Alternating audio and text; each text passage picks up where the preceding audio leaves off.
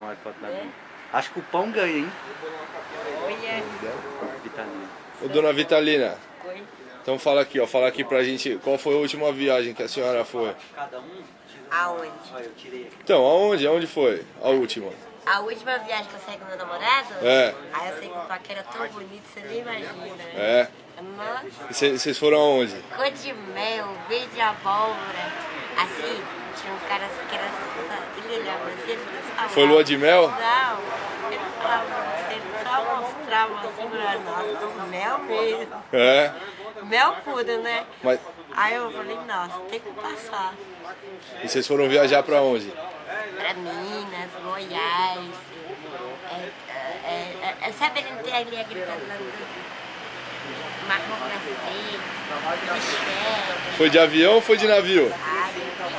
De avião? De navio você foi pra Nova York? Não, de nada eu fui pra Nova York. Cheguei lá e aquele carinha, sabe?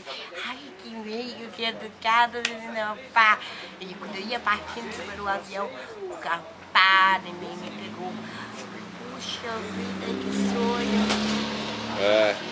E pra Buenos Aires, você foi lá quando? Buenos Aires, nem conheço. Ah, você não foi pra Buenos Aires? Eu não conheço. Ah, tá. Eu fui pra Campinas Grandes. Ah, Aí tá. quando eu cheguei lá, vem vendo que desgraçadinho do menino que fala isso, entendeu? Eu fico com o coração na mão. Vamos ver.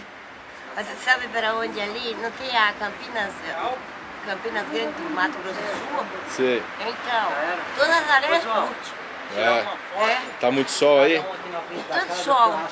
Tá, né? É, você tá vendo que tá sol, né? Então Tá agora manda um beijo. Fala beijo, beijo.